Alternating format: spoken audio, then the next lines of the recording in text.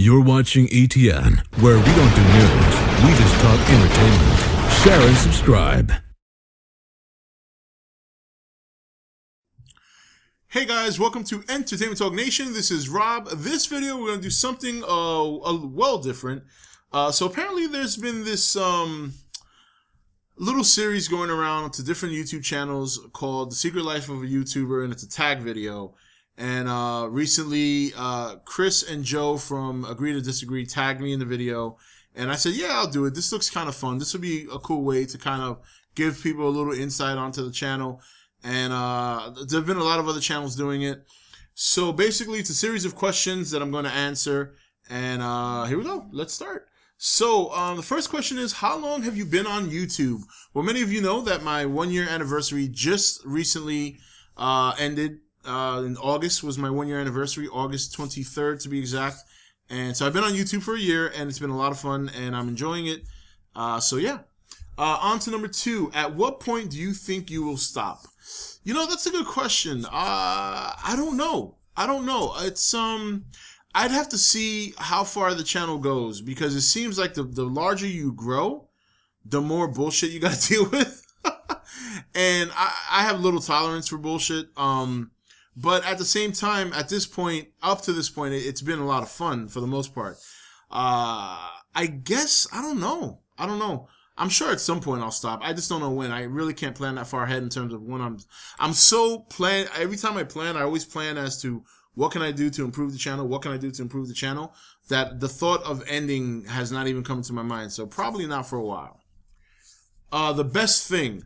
The best thing is definitely the viewers, and a lot of you guys have gotten to know pretty well, especially you early subscribers that were really here from the beginning, back this time last year, basically.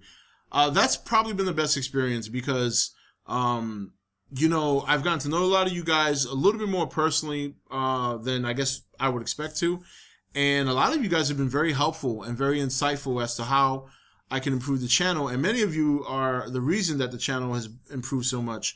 Not just viewing the videos, but also giving your feedback. You know, so that's why I always read the comments. I know for a fact I don't comment on the comment section as much as I used to. It's just a little bit more difficult now because a lot of you guys know I take care of my kids. I also work 2 jobs on top of that. So, so yeah, it's definitely a little bit hard to sit down and make time to answer each and every person, but I do make an effort whenever I get a chance to do so. So definitely the viewers is a big deal. The worst thing, you know, I would say the worst thing is the trolls, but you know what? In the last 6 months, I gotta say they're really not the worst thing, because even if they say something horrible, it's still really helping your video.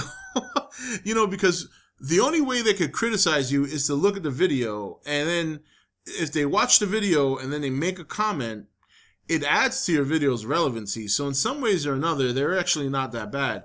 I think the worst thing is seeing people argue with each other about dumb shit. You know what I mean? Like, God forbid you put 2 certain superheroes against each other, and you give an opinion as to why one would win, and then the other person gives their, and then it just starts an all-out fight. When meanwhile, the 2 characters don't fucking exist.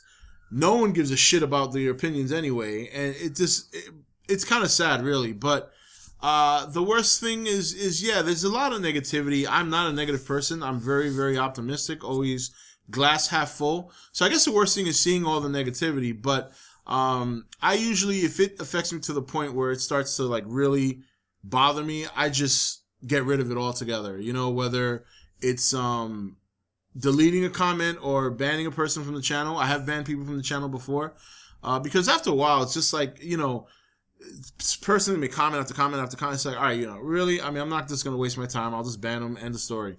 So negativity is probably the worst. I actually prefer that trolls attack me and attack me personally or whatever than go after the viewers, because then it just starts an all-out war. Where me, I mean, they could say something and 9 times out of 10, I don't even respond. Sometimes I don't even see it. So, but okay. So, how many thumbnail options do you usually take? How many thumbnail options do you usually take? I used to just use Google Images for my thumbnails, and I would pick what I thought was the best one relevant to the video. But recently, I've tried to step it up, and I've actually been generating thumbnails that are a little bit more consistent with the last one. Like, it's not just random pictures anymore. Now it's like a template with words and explaining what the video's about and pictures on it. Because one problem I ran into, and this video was the biggest one, was using a picture, writing in the title, and then doing a video. Because a lot of people, for whatever reason, don't read titles. I had a video where I did the Batman vs. Superman Dawn of Justice review for the teaser trailer that they showed at Comic-Con that was leaked. And I had like over 300 downvotes because people thought I was going to show the review, which is, I would never do that. Not show the review, show the actual footage. And which I even said in the beginning of the video I wasn't going to do. And I even said in the beginning of the video that I wasn't going to put the link in the description because I had problems with Warner Brothers in the past just talking about the Godzilla leak from last year. So I learned my lesson, and to avoid any chance of copyright infringement, I didn't want to do it. So despite that, a lot of people got upset when I said that in the video and felt that the title was misleading, even though really it wasn't. All I said was that I was doing a review. And so now what I'll do is I specifically put in the thumbnail what the video's about because people don't read the title. So now I think it's as clear as day. So, yeah. My YouTuber crush. I'm married. I don't really have a crush on YouTube. In terms of what YouTube channels I like, they're not many. I believe it or not, I don't have like a long list of channels I'm subscribed to. Ones that I watch consistently is obviously I watch Chris's videos, Goji fan.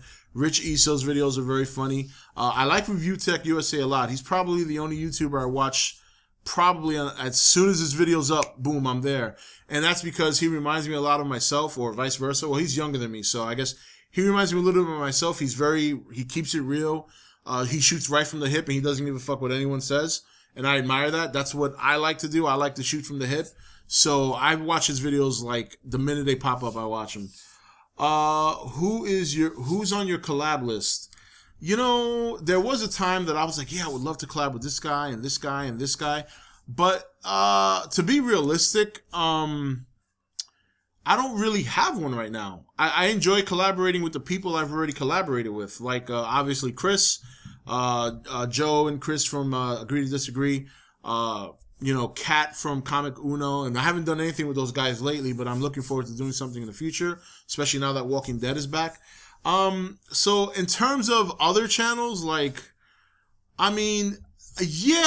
guess on the outset somebody would say I would love to collab with like Jeremy Johns or Chris Stuckman or this guy. But the reason I wouldn't want to now is because if I did a collaboration with one of those big guys, let's say on my channel, then everybody would be coming to the channel to see them, not me. And it's not that that's an issue, but the issue is that even if I get subs out of that, how many of those subs are going to stay? And B, how many of them are actually going to watch? I think I'd rather earn what I get. You know what I mean? And it's not that those guys, obviously those guys are great. Jeremy Johns is very funny. He makes great videos. Chris Stuckman is very good. But I don't think I'd want to collab with them at this point. I think at this point I kind of want to keep going on my own steam. If I would collaborate with those guys, it would be after I kind of hit a threshold that would put me on that kind of plateau with them.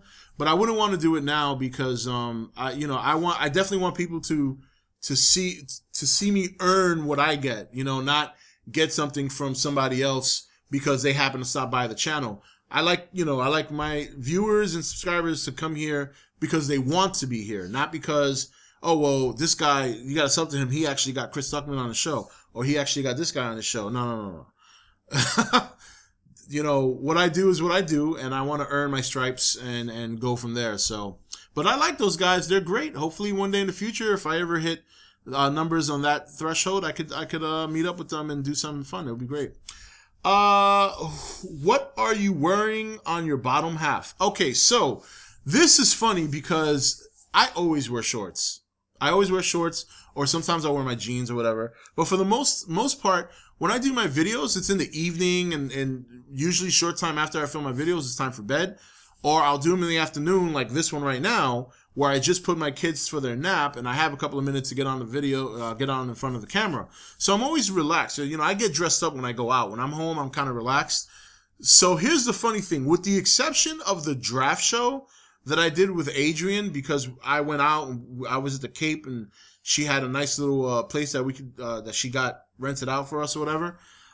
Even the short videos that I've done by myself where I'm wearing a short shirt and a tie, I'm wearing shorts, baby. I'm wearing shorts, and here they are. So yeah, man. Even when I wore the shirt, because I'm doing a video, it'll be a short introduction. So like within a minute after I do my introduction, boom, shirt and tie goes off and goes back, and put it back on a hanger, and I wear that for work. So, all right. Oh, the cat's out of the bag. The secret's out.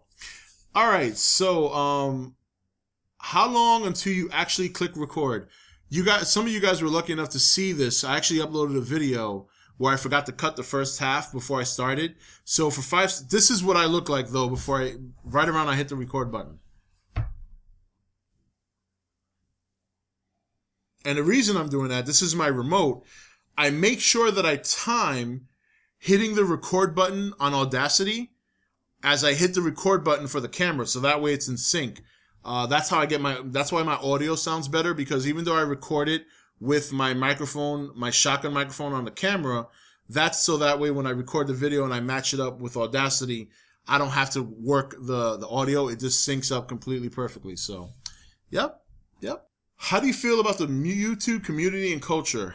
I think the community is pretty broken down. Like, for example, you got people like me and Goji and stuff like that, like that 1,000 to like 20,000 community club. Then you get that 21,000 to like the 50, and then like the 51 to like the 90, and then the 100,000 to the 5. You know what I mean? Like that's how I see it. That's how I view it. I think the culture. I don't want to sound. I got to keep it real. The culture can be shitty sometimes, to be honest. Let's keep it real. You go to most comment sections, and there's just people acting like asses. The culture is unfortunately, is what the viewers make out of it. And while there are some fantastic, insightful, intelligent viewers out there that give some really, really good feedback and make some very good comments and some compelling arguments, the majority of the people who view these videos are just dicks. There's no other way to put it. And unfortunately, that sheds bad light on the culture that is good on YouTube. But that doesn't make YouTube a bad place. I've had a great experience here for the year that I've been doing it despite all that shit. And it's unfortunate that a lot of other viewers have to deal with those kind of comments, that they have to, like, they get attacked for their opinion or things of that nature. So it's overall, it's good. It's decent, but it's 6 to 1, half a dozen to the other, really.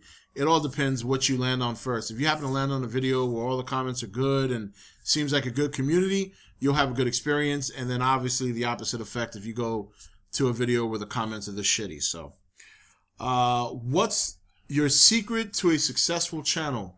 Oh my God. I don't really consider myself successful, so I can't really give any advice as to what makes a channel successful. I think just being yourself. Just be yourself. There's nothing anyone can do, I believe, that will make any person like you or hate you anymore. There's a lot of people out there who hate me, even outside of YouTube, especially during the Godzilla run, because I was just, well, you guys know. And, but that's not going to change me. If people are going to like me, if people are going to accept me, they're going to accept me for who I am, better or worse. I think the key to a successful YouTube channel, I guess the best advice I can give is just, consistency, number one. And I learned this the hard way, because up until recently, the last 3 months, I have not been consistent, and it's really slowed my channel down. It's really kind of hurt me more than anything. But that's also not anything that I've done on purpose. Obviously, a lot of you guys know that I had family and stuff like that. I think the other thing is to, just be yourself. Be yourself. There's going to be people who like to watch you for whatever reason. They're going to like to hear what you have to say. They're going to like to, hear your insight on certain topics and certain things, whether it's entertainment related or anything else. The important thing is be yourself, because viewers can sniff out a fake like a heartbeat. Granted, some viewers think, that there's fakeness out there regardless. Like, you see all these exposed videos and it's like, all right, like there's some big fucking conspiracy.